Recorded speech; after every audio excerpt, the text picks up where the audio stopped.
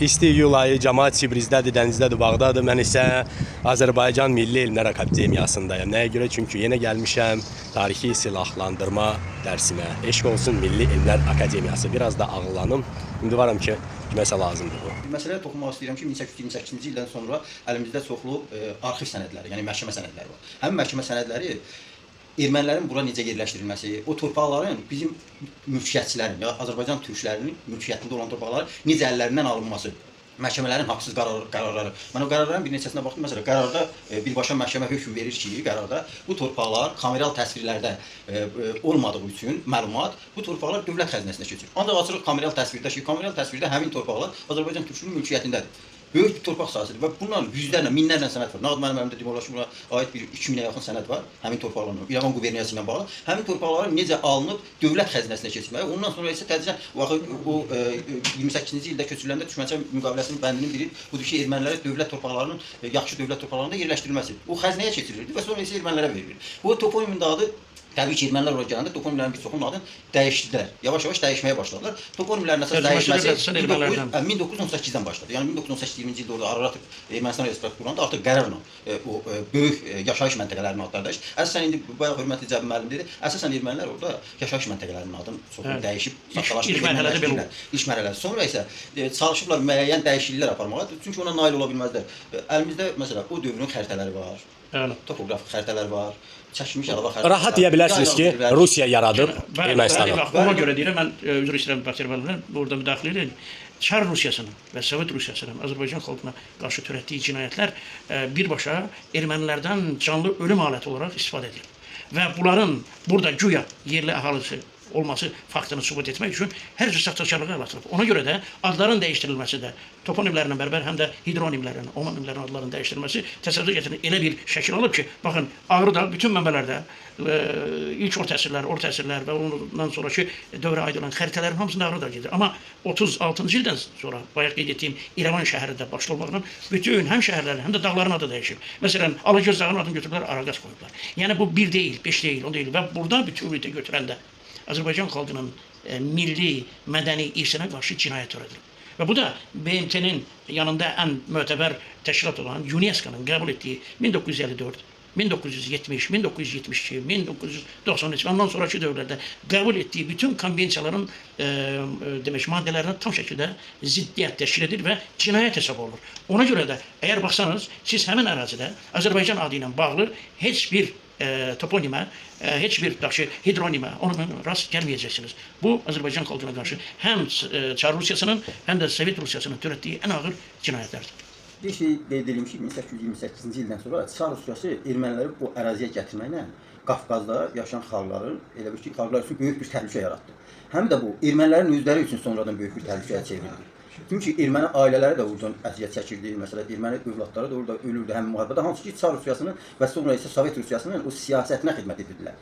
Həm siyasi, həm iqtisadi siyasəti vardı. Orada ermənilər bura gətiriləndə bura gətirilib qoyulmurdu ki, haradasa bir vəzifə yazılır. Ermənilər bura gətirildi, rusların bura gətirilən əsgərlərinə xidmət etmək üçün. Onları sərhədlərdə yerləşdirdilər. Onlar ayaqqabı tikirdi, paltar tikirdi, zavodlarda işləyirdi, qara işlərdə işlədirdilər ki, onlardan istifadə edirdilər. Və ermənilər həm Qafqazı belə pis vəziyyətə qoydular. Qafqazda yaşayan xalqları təhlükə altına saldılar. Onu da bilir ki, 200 ildə o təhlükə hələ bizim üzərimizdən keçmir. Həm də özlərini o təhlükədə yaşadılar. Bu gün də həmin təhlükədən yaşayırlar. Yəni Qafqazda gəldilər, yerləndilər, yaşadılar. Ancaq o təhlükəni dərk eləmədilər. Ondan sonra təbii ki, 19-cu əsrin sonunda artıq erməniləri tək Rusiyaya yox, Avropa dövlətləri də Osmanlıya qarşı başladı istifadə etməyə. Çünki onlar maraqlı idi o xidmətlərdən. Onlar da istifadə edirdi və ölən də erməni olurdu.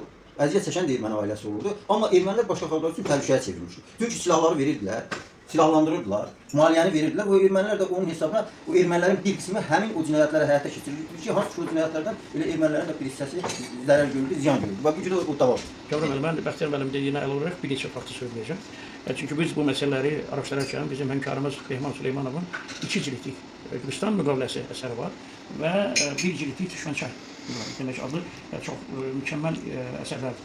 Və bundan əlavə mənbələr var. Məsələn, demək ki, Qafqaz Arxeoqrafiya Komissiyasının axları 13 kitab, 12 cilddir. Bunun 7-ci cildinin 484-cü səhifəsində 2 dekabr 1827-ci ilə aid bir qeyd var. İndi Bəxtiyar müəllim o ermənilərin bir zümrə olaraq köçürməsi məsələsi və nə üçün onların köçürməsi məsələsinə toxundu və orada demək söhbət nədən gedir? Bu Azərbaycan xalqını təhqir edərək qondarma erməni vilayəti yaratdılar. bu vilayəti idarə etmək üçün əsasnamə hazırlayır.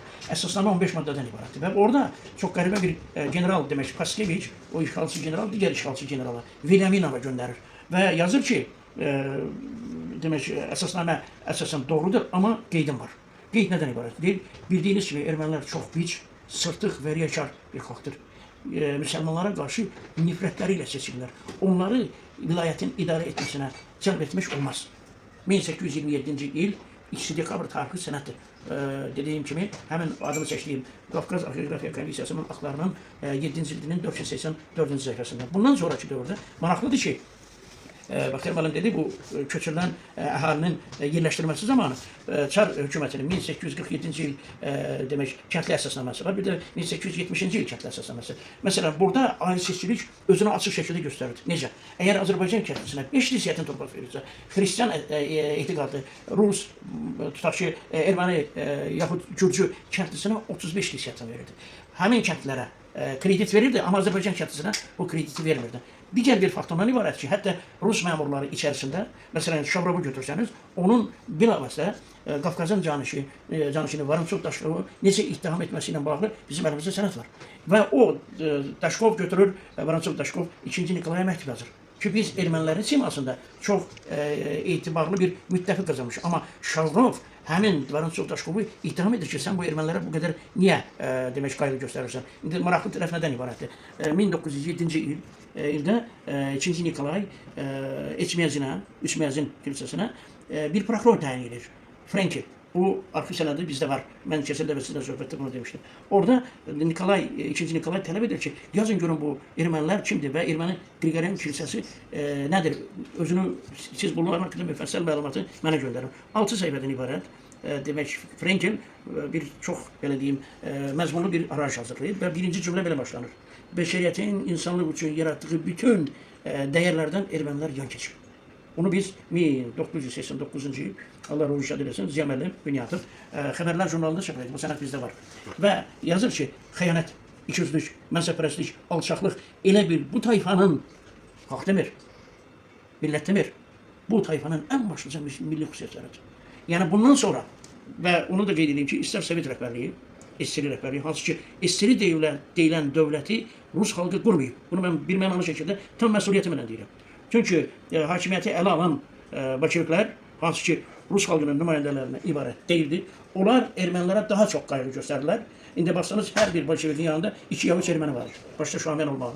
Buna görə də, Cavran, bunları izlədikcə, son nəticədə həmin hökumətin Qarbaçov başda olan yerli siyasət nəticəsində bütün Qərbi Azərbaycandan, bütün Azərbaycan əhalisi deportasiya edildi. 242 nəfər öldürüldü, 1415 nəfər yaralandı və bütün Azərbaycan əhalisi bütün var dövlətindən, mülkiyyətindən məhrum edildi. Cəmi müəllim bir şeyə toxundu. Bax, biz o hadisələri analiz edəndə, Çar Rusiyası ilə Sovet Rusiyasının siyasətini analiz edəndə eyni siyasi xətt davam edir. Sadəcə olaraq Çar Rusiyası dövründə erməniləri yerləşdirib inzibati ərazi bölgüsü ilə onların yerləşməsini həyata keçirdilər. Sovet Rusiyası dövründə artıq dövlət səviyyəsində qərarlarla burada olan əhalini, yəni Azərbaycan türklərini tamamilə köçürdülər, əksəriyyətini köçürdülər dövlət qərarları ilə. Və erməniləri hətta xaricdən, 46-cı ildən bütün xarici ölkələrdən erməniləri Ermənistana köçürdülər. Bizim əlimizdə bütün bu sənədlər var. Hamısını köçürdülər, gətirdilər Ermənistanda yerləşdirdilər dövlət qərarları ilə. Bax, fərq ondaydı ki, Çar Rusiyası dövründə indi Cəmi müəllim dedi, bəzi yumuşalmalar keçirdi, amma Sovet Rusiyası dövründə daha ciddi, daha dəhşətli hadisələr baş verdi. Çünki torpaqlarımız alınıb, nə qədər yaylaq əraziləri əllərimizdən alınıb Ermənistana. Bəxtiyar müəllimin dediyinə əlavə olaraq deyim ki, 1918-ci ildə Azərbaycan xalqına qarşı törədilən soyqırım sifarişinin verən Sovet Rusiyası idi. Başda Lenin, Stalin və digərləri. Çünki bizim əlimizdə olan sənədlər bunu deməyə əsas verir. Bildiyimiz kimi, həmin dövrlərdə SSR dövründə demək olar ki, son dövrlərdə, SSR-nin dağılması dövründə artıq ermənilər bildiyimiz kimi hər 20-ci əsrdən başlayaraq ermənilər hadisələrin baş vermə səbəbləri hər hansı bir hadisə ilə bağlayaraq istifadə edilər. 1905-7-ci il hadisələri, 1-ci Dünya müharibəsi, 2-ci Dünya müharibəsi, sonunda isə SSR-nin dağılması ilə. Yəni hər bir halda onlar bu hadisələrdən istifadə edib, qoşullardan, yəni dövlətlərin qoşullarından istifadə edib, maksimum hətta 88-də artıq orada yaşayan Azərbaycan türklərini tamamilə bir nəfər kimi öz ata boyutlarından çıxartdılar, deportasiya elədilər və tamamilə oranı təmizlədilər. O ermənilərin özlərinin də etiraf elədiyi kimi artıq o 600 il nəzərdə tutduqları siyasətə həyata keçirdilər.